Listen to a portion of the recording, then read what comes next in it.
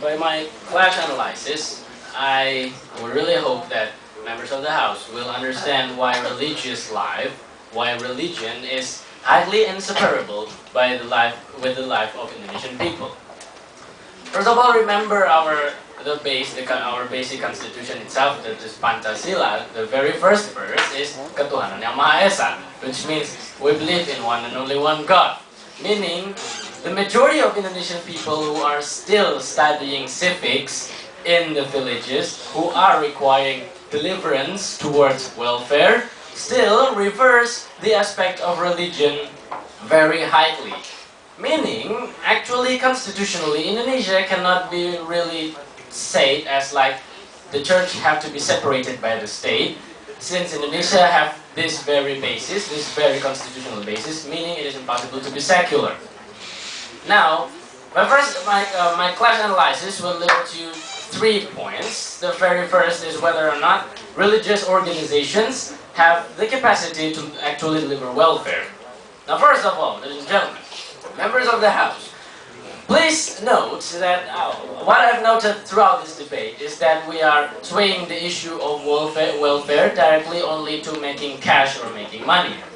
Like what Yoda said, religious organizations won't make places like gambling places or breweries. While it can make money, it contradicts the religion, right? Please, do not strictly limit the issue of welfare only to enriching the society. Now you see here, there's many things we can consider towards welfare. First of all, like education. Now, we see that plenty of religious institutions have this spreading, really helped the government to spread education, particularly throughout the islands of Indonesia. Now, education here, I will give you, there is a very good example of a madrasah nearby around central Java, which have equipped themselves with high technology because they realize that their santries are not just enough to be taught by religious values, because they also need to learn high technologies, meaning that madrasas do not even think as conservative as we used to thought. Now, we also have various Christian schools throughout Indonesian regencies, you see.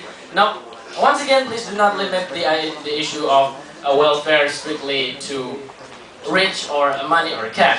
Second of all, we also get the issue of family planning, as my earlier speaker have also told to you.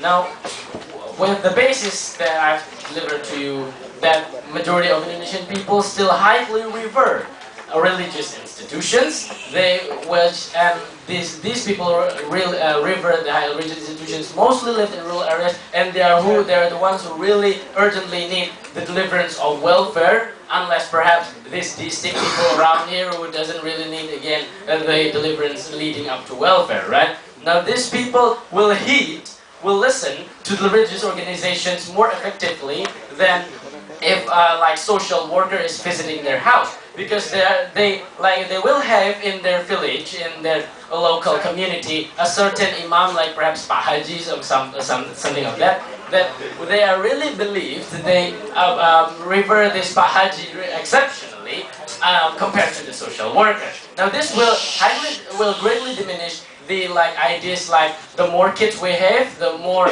riches we will have, the more prosperous we will be. Now, we know that these issues are really directly correlated with welfare, since welfare themselves are not strictly limited to whether you are rich or not. Okay, so these things like education and family planning also is a crucial towards welfare. The second is that the point of clash is whether or not I will erase the doubt that whether the state will be able or not to cooperate with the religious organizations effectively, and why the state actually has the duty to do so, as the government has previously established. First of all, the state has the absolute duty to lead their people towards welfare. That's clique. Everybody has known it. Now, religious organizations here, we have in Indonesia, a religious country, have plenty of religious organizations throughout Indonesia. Sure. I'll take it. How can you ensure that these religious organizations can be neutral and distribute welfare equally?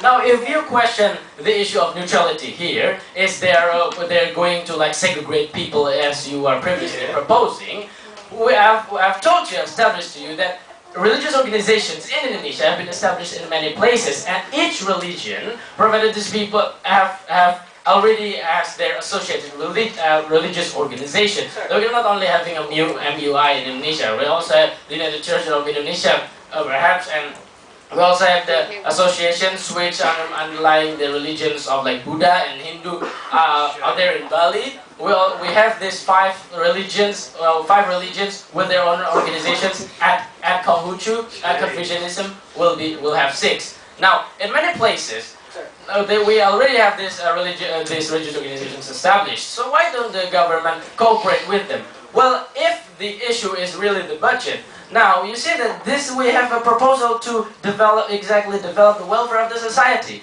Why should we question a proposal that our intention is to really develop the welfare of the society, and it is clearly correlating that the people requiring this welfare are indeed needing this, indeed revering these religious organizations. We're not talking about some deistic or agnostic or even atheist people in the cities, correct?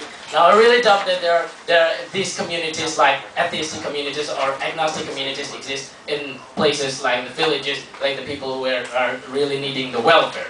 It is indeed urgent because the Indonesian government isn't really as down to earth, perhaps, as other governments of perhaps other countries. Now we see here, the Indonesian government can actually cooperate with the religious organizations to spread welfare throughout the nation.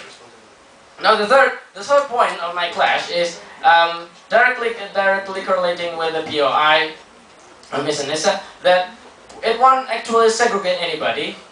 That I have established you the idea that Indonesian societies, Indonesian religious societies, have with them each society's religious organizations associated with their respective societies. So when the government give funds to these religious organizations to help them develop welfare in each of their location, I can assure actually that it will actually be spread thoroughly. So please allow these religious organizations, give them some break to spread the welfare throughout the entire country.